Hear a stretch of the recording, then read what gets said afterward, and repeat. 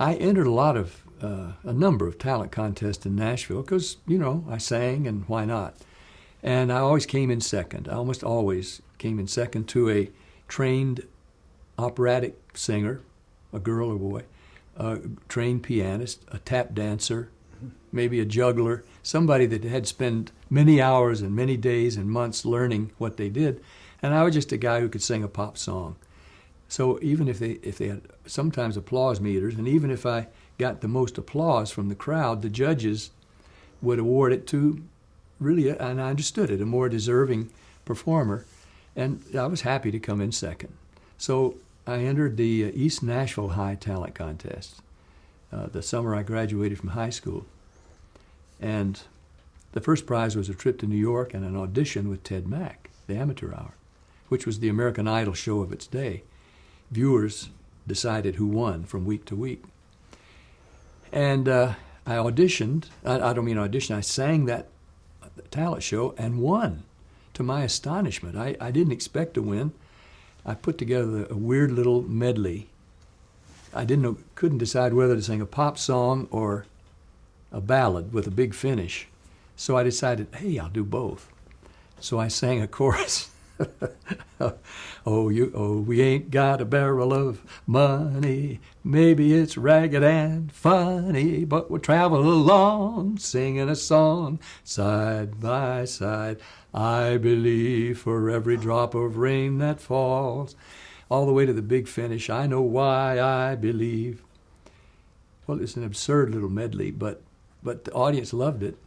And I thought, okay, maybe that's good for another second place. So I went out by a prearrangement with my parents to the parking lot outside the school and waited by the car so we could beat the traffic heading home. I knew that Shirley McGoy, a classical trained singer who I thought sang beautifully that night, would win.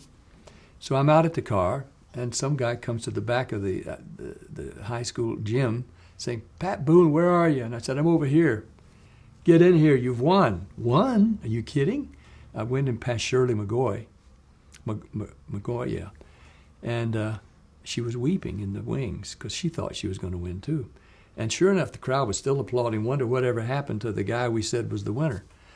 And I thanked everybody. I said, I think this is really nice of you, but I think Shirley ought to be the one that goes to New York. She's got a better chance of getting on the Ted Mack Amateur Hour and representing Nashville. Nope, you got to go. So I went, got on, won the first week, did not entertain the idea that I would win.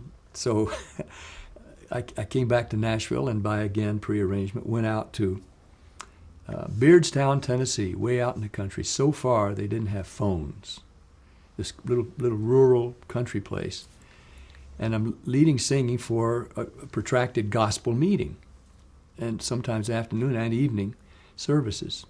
So it's Thursday, eating dinner at a farmhouse, family, entertaining the minister and me, and a car comes rattling up in the yard, scattering chickens and livestock out of the way, comes stomping up on the porch, knocks on the screen door and says, "Is there a fellow named Boone in there?" Yes, he's eating us out of house and home in here.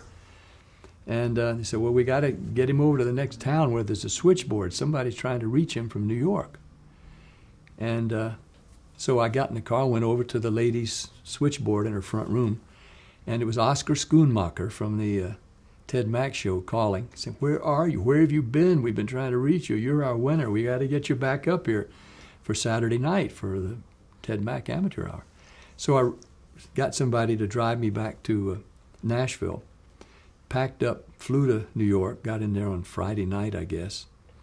And then on Saturday was on the second night. And this time when I went back home, I made sure I was around a phone somewhere. And they did call, and I won the second week and the third. Well, that qualified me for the finals whenever there would be a bunch of three-time winners. Never knew when that would be. And it was a year and a half, and a lot happened in my life between the time I won the 3 times and appeared with the other 3-time winners. And so I almost forgot about it. I married, moved to Texas. We were expecting our first child. No, wait a minute, I'm ahead of myself. No.